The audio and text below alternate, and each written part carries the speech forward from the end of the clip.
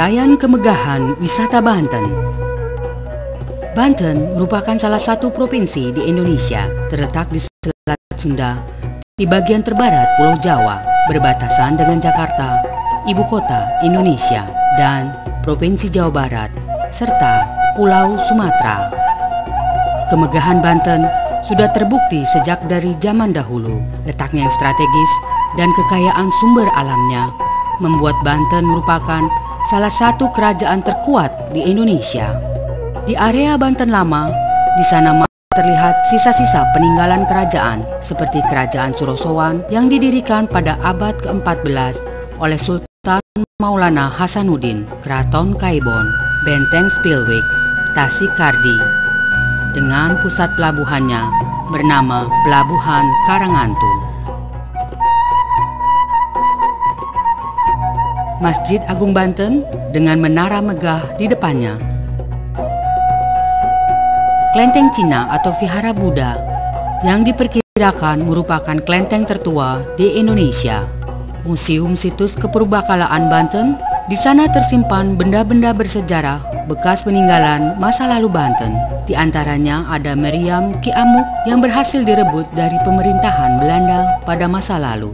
Peninggalan masa lalu lainnya yang masih digunakan pada masa kini adalah mercusuar Anyer Kidul, tingginya 75,5 meter dengan 18 lantai menuju puncaknya. Dari sini, sejauh mata memandang dapat kita lihat keindahan Pantai Anyer. Banten dapat ditempuh dengan kapal laut, kereta api, bis, mobil, dan pesawat terbang. Lapangan Terbang Internasional Soekarno-Hatta terletak di Banten. Keberadaan jalan tol yang menghubungkan Jakarta dengan Banten membuat kita lebih mudah dan cepat untuk dapat mencapai 6 bagian wilayah di provinsi ini, yaitu Kabupaten Serang, Kota Cilegon, Kabupaten Pandeglang, Kabupaten Lebak, Kabupaten Tangerang, dan Kota Tangerang. Sekarang, kita jelajahi keindahan wisata alamnya. Hampir setiap wilayahnya memiliki pantai dengan keindahan alam di sekelilingnya. Sebagian pantainya merupakan pantai pasir putih. Gunung-gunung banyak tersebar di daratan maupun di perairan sekitar Banten. Salah satu yang dapat disaksikan adalah Gunung Krakatau, merupakan gunung yang terkenal di seluruh dunia karena letusannya pada tahun 1883. Dentumannya dikabarkan terdengar sampai Australia Barat dan Kolombo. Yang menarik saat ini adalah anak Gunung Krakatau yang mulai muncul pada tahun 1926, di mana sampai sekarang masih aktif dengan mengeluarkan muntahan-muntahan lahar yang membara. Kawasan Cagar Alam. Kawasan Taman Nasional Ujung Kulon merupakan salah satu kawasan konservasi tertua dan terpenting di Indonesia. Ujung Kulon merupakan perwakilan ekosistem hutan tropis dataran dan pegunungan rendah yang tersisa dan terluas di Pulau Jawa. Di sini pula terdapat hewan langka badak bercula satu atau badak Jawa, di samping flora dan fauna langka lainnya yang dilindungi.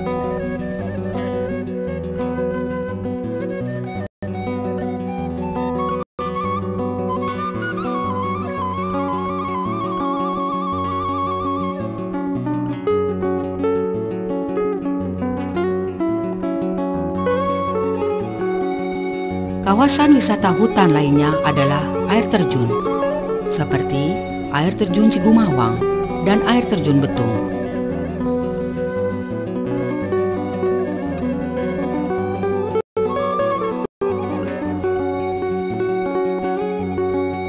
Kawasan Cagar Alam Pulau Burung meliputi area seluas 30 hektar yang dihuni oleh begitu banyak burung.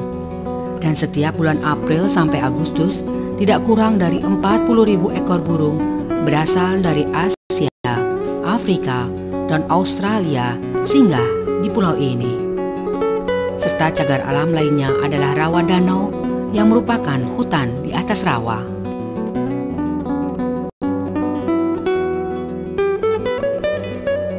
Sedangkan cagar budaya yang sangat unik di Banten ini adalah perkampungan suku Baduy di Kabupaten Lebak. Suku ini memiliki hukum adat yang sangat kuat dan memiliki tata pemerintahan sendiri.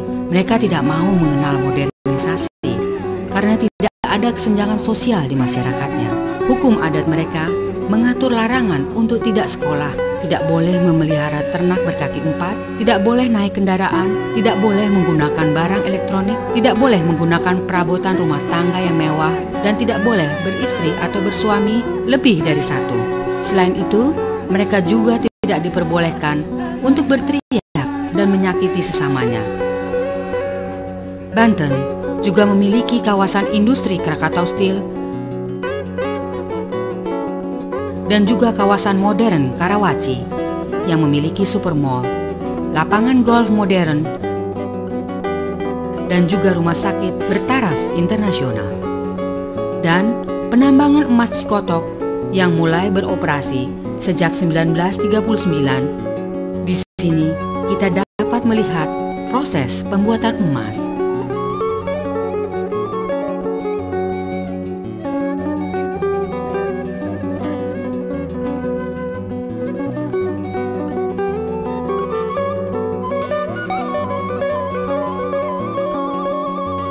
Puspiptek, Pusat Penelitian, Ilmu Pengetahuan dan Teknologi yang merupakan Center of Excellence, Center of Reference, dan Center of Information dalam menapaki kemajuan riset, ilmu pengetahuan, dan teknologi atau RIPTEK Indonesia.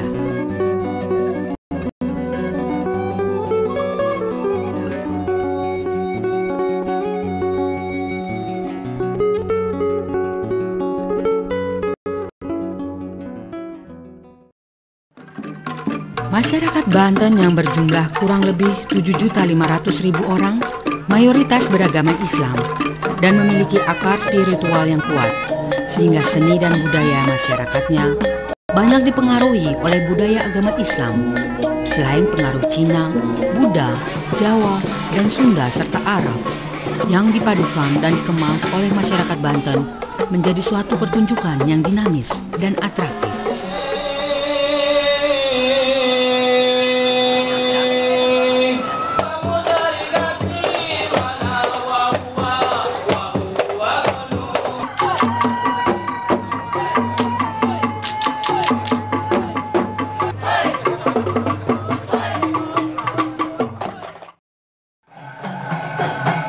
Kesenian Banten, kesenian rudat yang berkembang di kalangan masyarakat santri untuk mengiringi lagu-lagu sholawat yang bernafaskan Islam. Kesenian rudat digunakan untuk keperluan mengiringi pengantin, mengarak anak sunat, dan mengarak panjang mulut atau marhaban.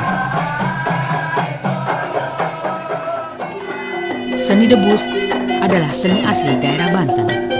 Seni ini semula dikembangkan oleh salah seorang sultan di Banten. Kegunaannya untuk menjaga keamanan atau pertahanan. Oleh karena itu, seni debus ini mempertunjukkan kekebalan semata-mata. Bila Anda menusuk pemainnya dengan gada atau tombak, atau memotong mereka dengan pisau atau golok, atau mereka akan menusuk jarum di lidahnya, akan terluka, tetapi seketika sembuh. Mereka juga mengunyah gelas dan mandi asam.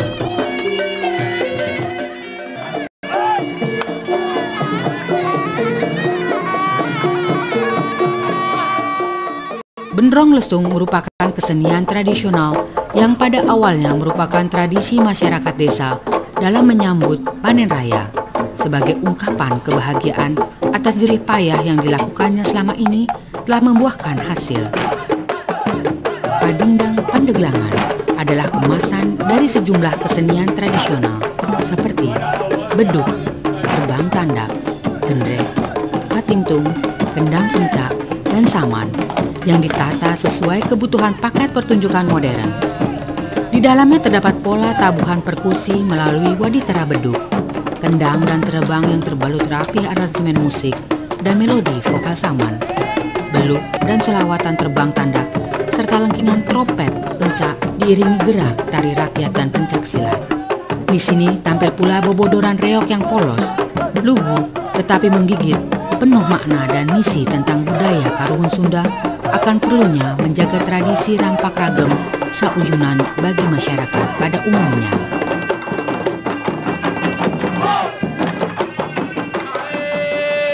Kesenian Dok-Dok Lojor. Sejarahnya dimulai dari usaha seorang pendeta yang ingin mendamaikan dua kerajaan yang saling bermusuhan di wilayah Banten Selatan, yaitu dengan menciptakan peralatan musik dari bambu.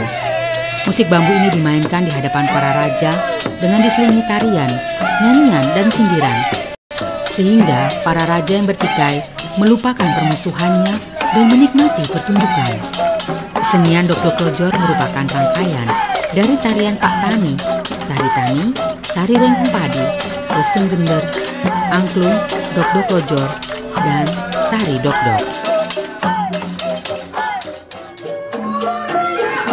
Cokek yang berkembang di daerah Betawi merupakan perpaduan antara Cina dan Sunda hingga mempunyai keunikan tersendiri.